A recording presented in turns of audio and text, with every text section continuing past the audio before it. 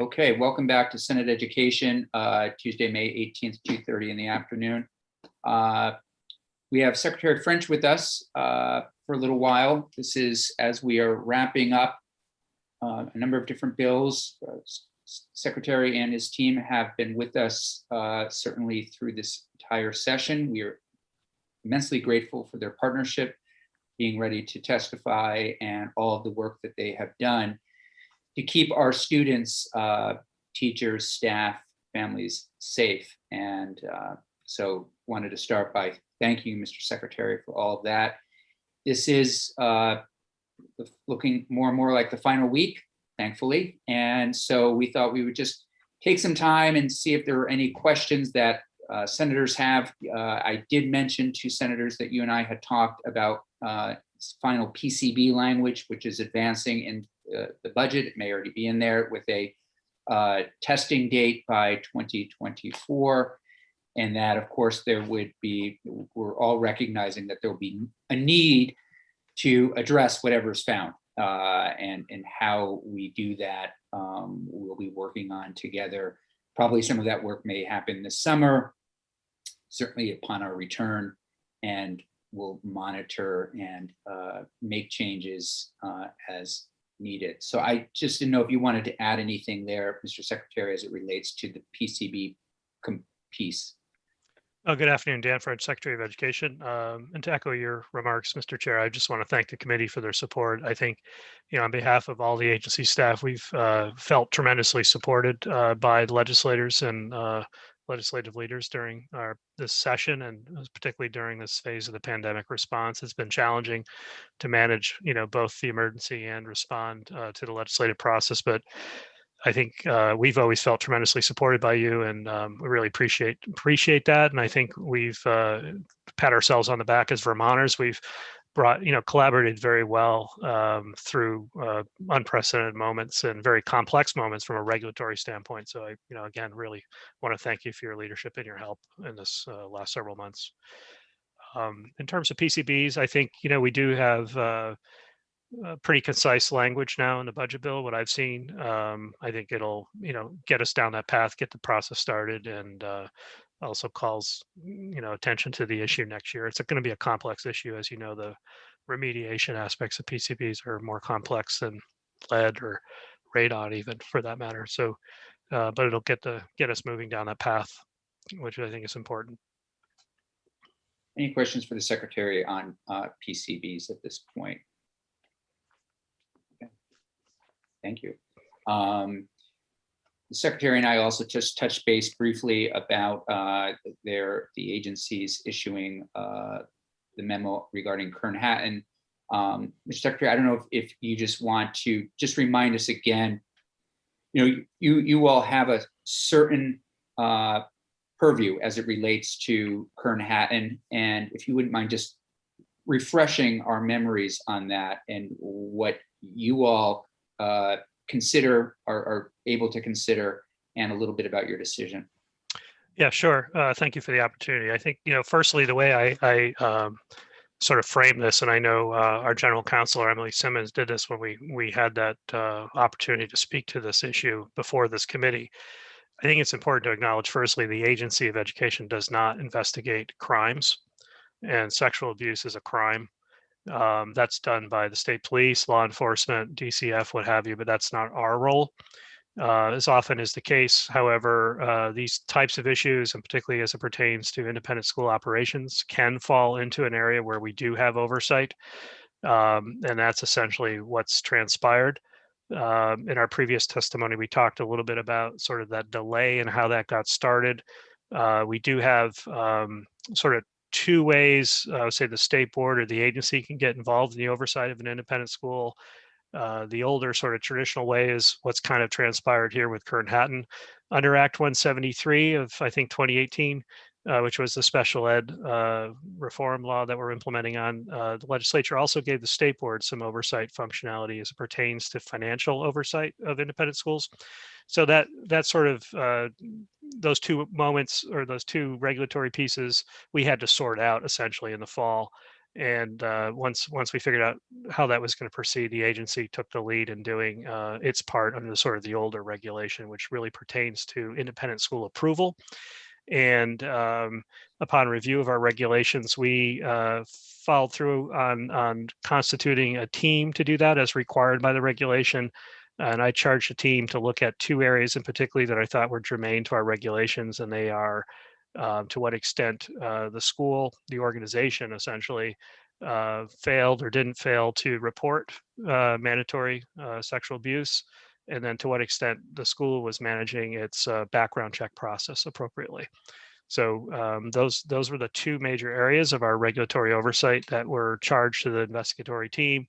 They did their work. They produced the recommendation to me, and then I have the responsibility under our regulation to formulate a recommendation or some conclusion, essentially. And the options there are basically no further action is necessary, or I could make a recommendation for revocation or suspension of their ability to operate as an independent school.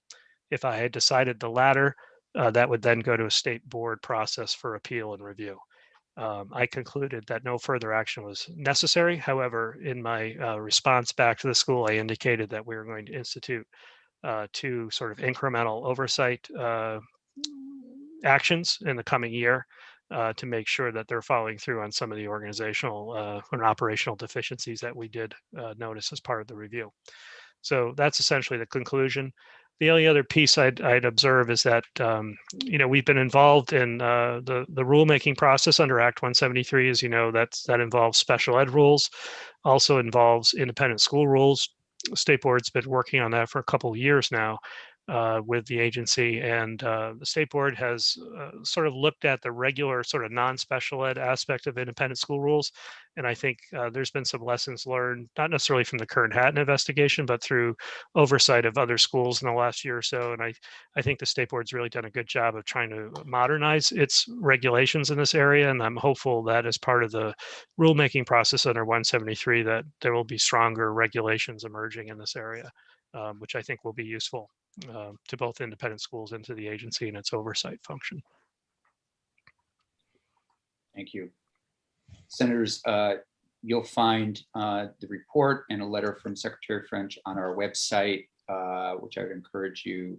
I know everyone's being inundated right now, but if you can have take an opportunity while we're still in session to review, and then we can be in touch with either Secretary French or Ms. Simmons with any additional questions. But wondering right now if there are any immediate questions that anyone has for Secretary French.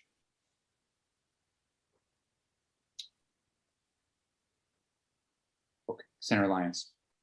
So thank you. And I honestly haven't read I did look through the report earlier today, and I just saw your letter with the conditions that you've placed for review. And I think that's helpful.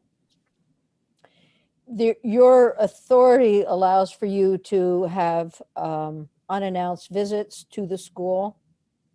And mostly that is for the review of academic work, but also for counseling support for kids. Is that right? I mean, so yeah, the counseling piece, I mean, for me, the counseling piece becomes important.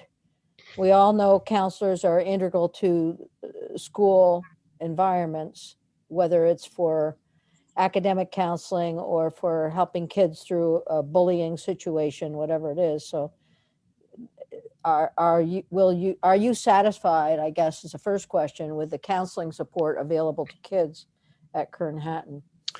Yeah, I don't know if I could answer that at this moment. I mean, one of the things you'll read from the report, it is a product of the COVID environment. So there weren't site visits involved. And I think the team was satisfied. And in my review of its work, I was satisfied that the team did its best to focus in on the questions that were essentially given to them as a charge. But I think when you start talking about some of the broader issues involved in sort of a qualitative judgment of the program, that would require more of a site review, and that's not factored into this review here. But I think that the sort of the general oversight of, I would argue, also public schools is a theme that we are working with the state board, and I think it is a theme that we'll try to work on as a result of the work in front of us in examining the regulatory construct. We've lost some of that over the years, I think largely because particularly on the public school side, as we stood up adequate yearly progress under No Child Left Behind Act and all that was involved with really focusing on academics, we lost what used to be called the public school approval process, which was site visit and focused on several different aspects of the school operations. We still have what's called integrated field review, which does get us on site and doing some things with the public schools. But I think we need to take a look at that sort of basic approach of the visitation and what does that mean for a state review of an independent and a public school. Will you have a plan to do that? I mean, obviously, things have been a little bit crunched given the emergency, but will your organization put together a plan for visitation and evaluation on Kern-Hatton going forward? The plan as right now is represented in that letter for Okay. us to do those 2 site visits. And I would say there's a sort of a dichotomy here between regular education and special education. So the special education piece could involve more interaction as those regulations are different essentially. But for now, on the regular ed side, our plan is to do sort of those 2 follow-up mechanisms that are laid out in the letter. Okay. All right. Thanks. And yeah, no, how much of your conclusions that you drew are the result of some transformation on the part of the current Kern-Hatton administration? Yeah, quite a bit. I mean, that's essentially one of the findings of the committee, that just the act of doing the review caused the organization to change its procedures. As the committee delineated off a series of compliance measures it would be looking for or wanted more information on, which the team, articulates as reviewing over 3,000 different documents. That surfaced deficiencies, and the school was immediately responsive to that in terms of policy and procedure and governance practices and so forth. And that, I think your question gets to that sense of responsiveness on the part of the school. If they were interested in responding and addressing those issues, and they were, that did certainly weigh into my conclusion that they were really interested in trying to improve their organizational oversight and operation. Can I ask one more question, Mr. Chair? Absolutely. So as you're thinking about the transition for the school, and what I don't know what oversight you have with the school's relationship either with guardians or parents, and what kind of provisions has the school put in place to ensure those folks that their kids aren't going to experience what children in the past have experienced at Kern-Hatton? Yeah, those are great questions, and I would agree those would be very useful mechanisms to have in place. That's, again, it was beyond the scope of this review, but going forward, I'd be very interested in any of those sort of qualitative measures that it would allow our review to be very efficient of independent schools if we had some sense of customer satisfaction, essentially, or client satisfaction. But that's currently not contemplated in the review structure that's in regulation, but it's a great idea. But you have authority to do that.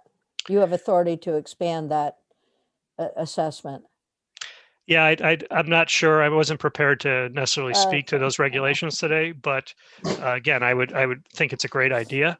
And I know, again, the state board has worked on a revision to these regulations that I don't think have been reviewed in some time. So it's a great idea, and it's something I can bring forward.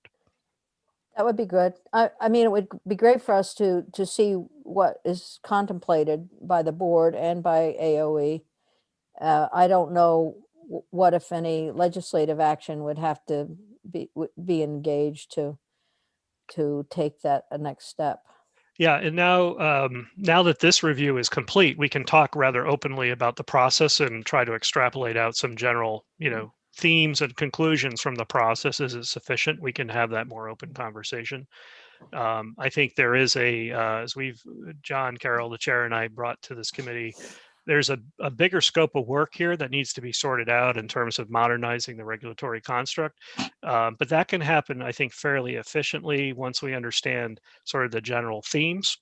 But then to have this conversation surface more generally in the General Assembly next session about, well, what should be that construct, and to what extent is additional statutory oversight necessarily, or statutory direction, I think that would be a very useful conversation. One last question. Would the overlay of of community schools infrastructure help with Kern-Hatton? And so obviously a community school is very special. And if we were to suggest that Kern-Hatton become a community school, just a thought. It's Yeah, probably too soon to ask that question. Yeah, I'm having trouble making the connection. I Hard. think, the idea for me of a community school is it's this idea of integrated service delivery. And Right. it's really talking about the public school structure and its intersection with social services. Right. Our independent Well, schools function in many different ways in our landscape. We have the academies that essentially function as public high schools, large public high schools in their regions. And then we have very, very small, I would call them boutique therapeutic schools that serve a specific niche in a delivery landscape. So, there's everything in between. So it's hard to, I think, make a general statement about, Kern-Hatton functioning as a community school. I think we'd have to understand how it functions in the ecosystem around it. Is it more like a niche therapeutic school, or filling a specific regional need, or is it serving something more broad from a public edge perspective? So I think we'd have to do that evaluation, but it's interesting. That would get at, what are the requirements to be an independent school, and to what extent they'd be required to provide community school-like services as a condition of approval. thank you. Thank you, Mr. Secretary, and to committee members. Again, I would encourage everyone, even though it's crunch time, to review these documents, and we can happy to ask Secretary to have perhaps Ms. Simmons back if we have additional questions, during the week as we find time to look into this a little bit more. Mr. Secretary, we're on the floor in 10 minutes, and I just want to know if there's any final comments from you. I want to give everyone an opportunity to take a break before we return to the floor. I know people have to make phone calls, etc. No, I would just say thank you again. Right at this moment, we are working on sort of ending the state of emergency, I think is an easy way to describe it. So part of that's from an education perspective, articulating out the course of action for the remaining part of the school year, but also sending a signal as best we can as to what the fall will look like. So we're in the process of doing that planning right now. Certainly you're familiar with the Summer Matters program and ramping through summer. So I think right now we're in a pretty good place. We still have, as the chair noticed, we have a lot of work in front of us for the next phase, but knock on wood, I think the system's exhausted right now, but feeling pretty good about where the next couple of weeks are heading relative to the end of the school year. So it's good. Thank you so much, Mr. Secretary. My only request, and I know it's already on your mind, but if there are ways for us to continue lines of communication as you're opening things up, we're on recess, but for the committee to get periodic updates, if that's something that you could just perhaps keep on your mind and think through with us, maybe it's an email from Mr. Fisher or Dr. Boucher periodically letting us know how things are going. That would be, I know, much appreciated by everyone. Yeah, I would be happy to do that. And it's a good point. Definitely. Yeah, we'd really appreciate that. Thank you very much, Mr. Secretary. Take care. Have a great afternoon, committee. Unless I see any final questions, we're going to adjourn to the floor, and this hopefully will give everybody a few minutes to get ready to